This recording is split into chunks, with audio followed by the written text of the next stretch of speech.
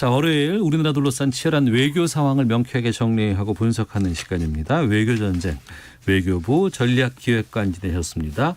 가톨릭대 국제학부의 마상현 교수와 함께합니다. 어서 오십시오. 네, 안녕하십니까. 예, 딱 일주 전에 지난주에 중국의 왕이 외교부장 방한 내용에 대해서 저희가 좀 정리를 해봤습니다. 일주일 지나고 났더니 또 내일은 비건 미 국무부 부장관이 온다고요? 그렇습니다.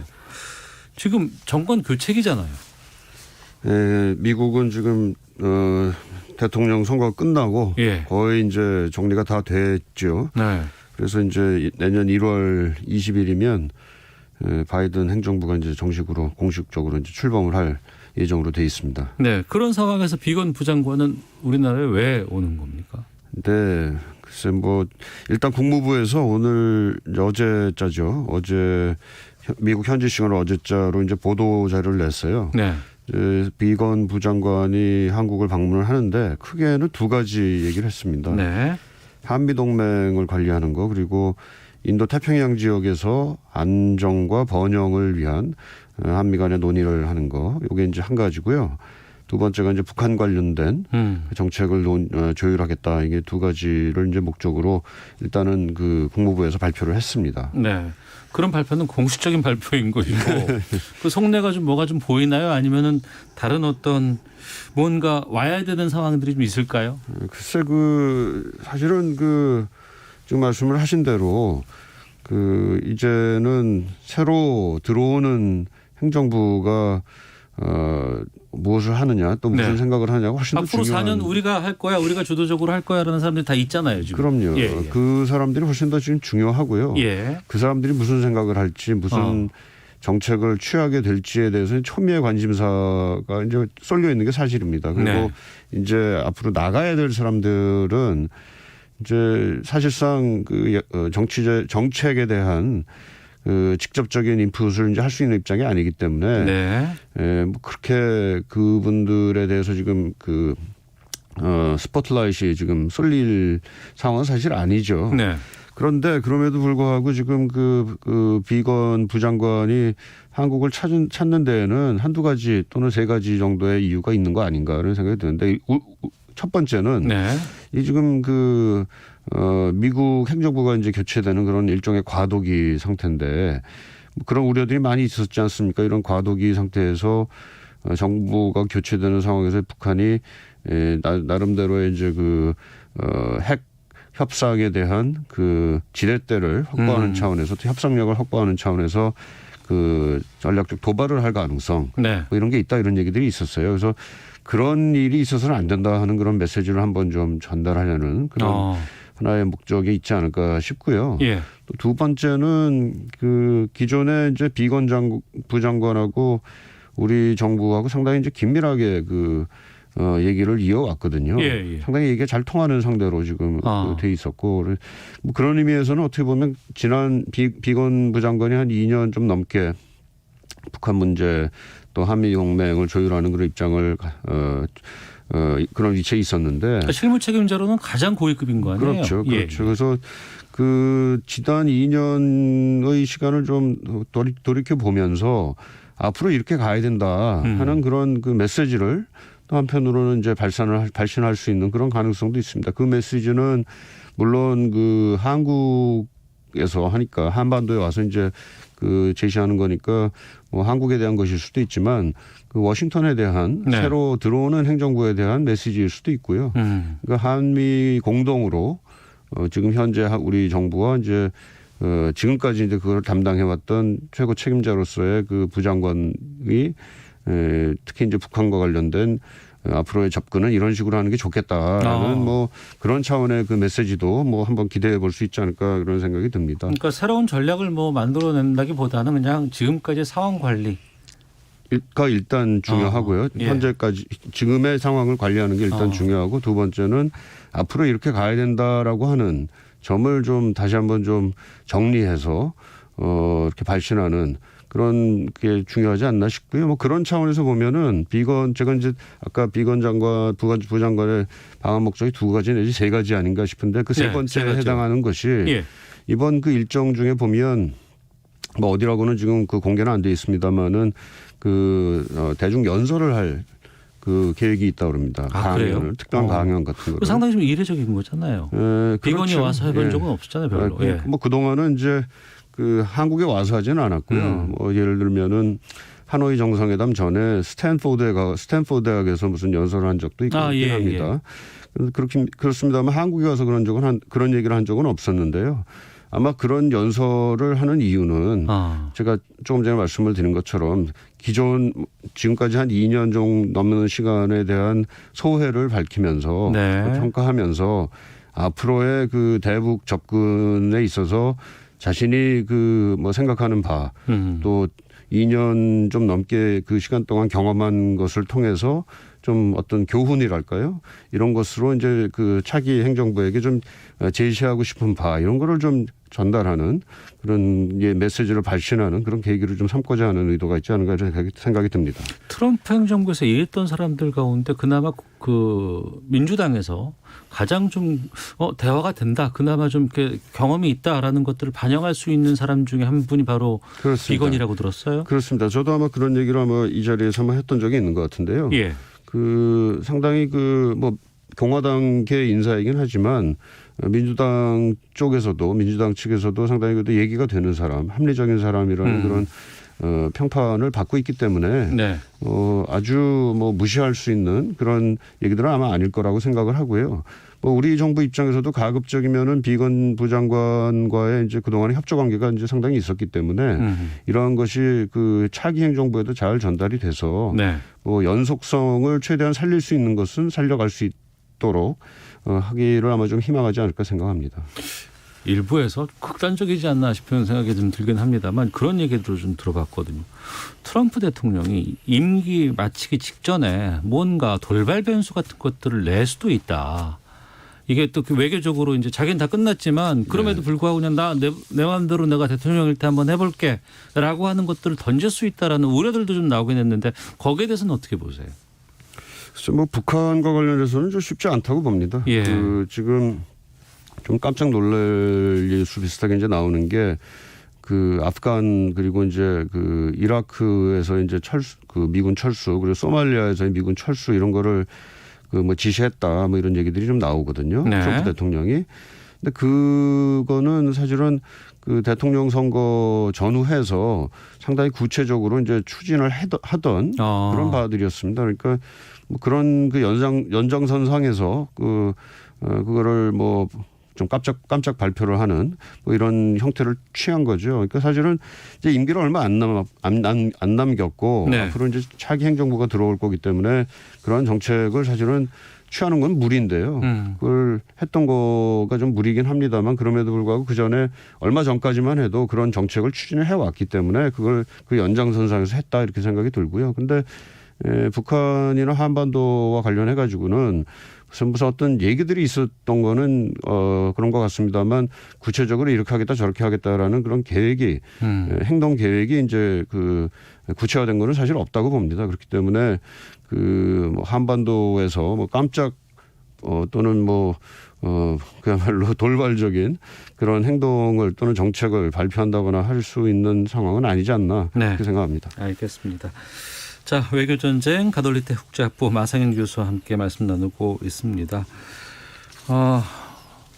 비건 장관, 부장관 와서 연설 같은 것들도 계획하고 있다고 말씀하셨습니다만 지금 우리가 주목하는 건 아무래도 신임으로 누가 올 것이냐 또 우리나라 또 북한과의 어떤 외교적인 협상 파트너가 누가 될 것이냐 이런 것들 좀 궁금할 수밖에 없는 상황입니다. 이 조 바이든 대통령 당선자가 차기 초대 국무장관의 토니 블링컨 전 국무부 부장관을 지명을 했다고 합니다. 폼페이오 국무장관의 후임인 거 아니에요? 이렇게 된다 그러면? 아니죠. 폼페이오는 장관이고요. 그러니까 지금 그래서 부장관이 지금 비건이니까 비건 부장관의 후임이 죄송합니다. 제가 헷갈렸습니다. 폼페이오 장관의 후임이 되겠습니다. 그렇죠. 그러니까 토니 블링컨이 이제 폼페이오의 후임 장관으로 이제 내정이 됐다고는 하는데 어떤 인물이에요? 네, 블링컨 장관 내정자는요, 1962년생이에요. 그래서 뉴욕에서 태어난 유대인이고요. 그 어머니는 헝가리 출신 유대인 가정이라고 합니다. 그 좀 특이한 것은 그 청소년기를 이제 프랑스 파리에서 보낸 적이 있어서 프랑스에서는 상당히 또 지금 기대가 큰 모양입니다. 하버드 대학을 나왔고 콜롬비아 대학에서 이제 법학대학원을 또 나왔고요. 그 직후부터 사실 그 계속 민주당 쪽에서 이제 일을 해왔었어요. 네. 처음에 이제 정부에서 들어와서 일을 하게 된 것은 관직을 가진 것은 이제 클린턴 행정부 때 그 NSC에서 이제 일을 했고요. 이제 클린턴 행정부가 끝나고 부시 행정부가 들어와서는 의회로 자리를 옮겼습니다. 예. 이때가 참 중요한데요. 이때 그 의회의 상원 외교위원회에서 수석 전문위원으로 일을 했는데 그때 이 외교위원장이 바이든 상원의원이었습니다. 그러면서 바이든과 개인적인 그 유대 관계를 이제 맺기 시작했고요. 그 뒤로 계속해서 이제 바이든과 이제 관계를 맺으면서 따라왔는데 특히 2009년도 이제 오바마 행정부가 출범하고 바이든 부통령이 되죠. 그때 이제 부통령의 안보보좌관으로 이 블링컨이 이제 일을 하기 시작을 했습니다. 그리고서는 2015년에 좀 전에 말씀하신 대로 이제 국무부 부장관으로 임명이 됐고요. 그래서 2년간 이제 임기를 마쳤습니다. 그러니까 그 이후, 그러니까 2000년대 이후로 계속해서 지금 바이든과 아주 손발을 계속해서 맞춰왔던 외교 전문가고요. 바이든 후보가 이제 대선 캠페인을 하는 동안은 그 뭐 한 2,000명인가 3,000명인가 하는 외교 전문가들이 이제 그 캠프 안에서 있었다라고 합니다. 그 전체를 총괄하는 그 외교 팀장으로서 활동을 했다 이렇게 알려져 있습니다.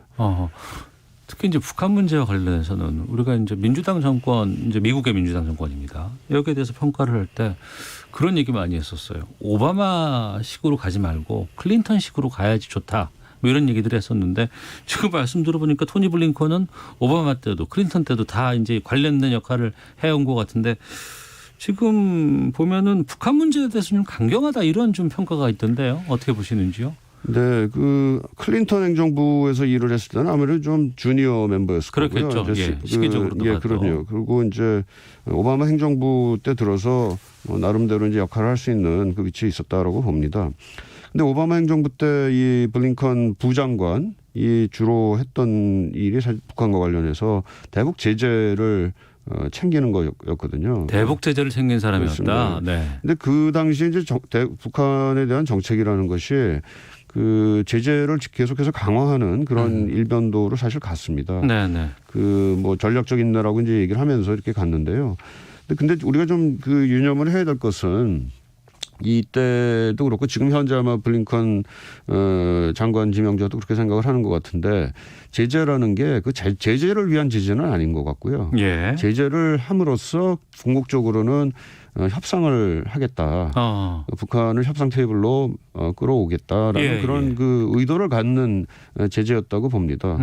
근데 이제 그 아무래도 그 오바마 행정부까지는 북한이 그 협상 테이블로까지는 제대로 나오지 않은 그렇죠. 안 상태였기 때문에 제재를 계속 하다가 강화하다가 끝난 것처럼 지금 사실은 지금 비춰지고 있죠. 예. 그러니까 그 제재가 결국에는 돌아보면 효과가 크게 나타나지 않았던 거 아니겠습니까? 글쎄 뭐 그거는 좀 더 지나가 봐야 아마 알 것 같은데요. 이제 하여튼 그 블링컨 그 장관 지명자의 생각은 이 제재를 통해서 그 뭔가 그 협상에 임하는 그런 그 생각을 좀 그 자세를 좀 바꿔놓고 그래서 이제 협상에 임하게 되면은 그 장기적인 그 또 단계적인 어프로치를 통해서 그 뭐랄까 신뢰도 조금씩 쌓아가면서 그 궁극적으로는 핵 협상 타결에까지 가는 그런 그 단계적이고 장기적인 그 과정을 지금 구상을 하고 있는 것으로 지금 알려지고 있습니다. 네, 이 블링컨 국무장관 내정자가 바이든 부통령 시절에 이란 핵 합의를 체결했다 이런 보도도 봤습니다. 그래서 이제 북한의 이란식 해법 이 부분에 대해서 얘기가 좀 나오고 있는데 그 이란식 해법이라는 게 뭐예요? 네, 이란 해법이 지금 상당히 지금 그 관심을 많이 받고 있는데요. 그 이란과 이제 그 미국 그리고 이제 P5라고 그러죠. 보통 그 유엔 안보리 유엔 안전보장 이사회의 상임안보 이사국 5개의 나라가 있습니다. 네. 미국, 영국, 프랑스, 독일 그리고 중국인데요. 중국, 러시아 이 나라들과 이제 거기에 더해서 이제 독일 그리고 이제 EU까지 합쳐져서 좀 다자적인 차원에서의 협상을 했습니다. 네. 그래서 이 다자적인 차원에서 이란에 대해서 이란이 어느 정도의 핵을 포기하는 그런 대가로 제재를 유엔 제재죠. 유엔 제재를 완화해 주는 그런 형태의 합의를 이끌었었습니다. 이게 2015년에 이루어졌고요. 네. 한 20개월 이상의 이제 협상을 통해 가지고 이런 성과를 도출을 했었습니다. 기본적인 내용은 지금 말씀드린 대로 다자주의 외교 그리고 단계적인 접근 이런 거를 이제 근간으로 하고 있고요. 이란에 대해서 제재를 완화해주는 또는 해제해주는 조건으로 이란이 핵을 포기하게 한다라는 이런 결실까지 사실 맺었던 상당히 획기적인 합의였습니다. 물론 트럼프 행정부에 들어와 가지고 이 핵 프로그램, 합의가 완전하지 않다. 왜냐하면은 이란의 미사일 문제라든지 이런 네. 다른 공격적인 수단에 대해서는 얘기를 안 하고 있거든요. 그래서 상당히 불안전하다라는 그런 비판을 받으면서 미국이 이 포괄적 공동 행동 계획이라는 것에서 이제 탈퇴를 합니다. 네. 그래서 이게 상당히 이제 위험에 처해 있는 상황인데 지금 바이든 행정부는 이걸 다시 이제 살리겠다라는 입장이고요. 이러한 이란과의 핵 합의에 이르렀던 그런 경험을 다시 살려서 예. 북한에도 어느 정도 그걸 적용을 해보겠다라고 지금 생각을 하고 있다 이렇게 보입니다. 그러면 이란식 해법에 대해서 북한은 어떤 반응 보일까요? 알 수는 없겠지만 전망해 본다면. 우선은 장기적인 차원에서의 신뢰를 쌓아가면서 단계적으로 나아가겠다라는 계획이기 때문에 북한도 어느 정도는 호응을 하지 않을까 그런 생각이 듭니다. 물론 이게 얼마나 많은 단계를 거치게 될지 단계를 몇 개로 쪼갤지 하는 것도 문제고 또 장기적으로 간다 그랬을 때 어느 정도 길게 갈 건지 하는 것은 모든 게 다 이제 협상의 대상이 되기 때문에 상당한 신경정도 있을 거고 또 중간에 협상이 이제 이탈되는 협상에서 이탈되는 이런 위기도 아마 있을 수 있다 이렇게 봅니다만 기본적인 아이디어는 협상을 하겠다라는 그런 마음을 가지고 있는 거기 때문에 네. 그 점에 있어서는 북한도 상당히 고무적으로 생각할 수 있는 측면이 있다 이렇게 얘기 드릴 수 있겠습니다. 알겠습니다. 여기까지 말씀 듣도록 하겠습니다. 지금까지 외교전쟁 가톨릭대 국제학부의 마상현 교수와 함께 말씀 나눴습니다. 오늘 말씀 고맙습니다. 네, 고맙습니다.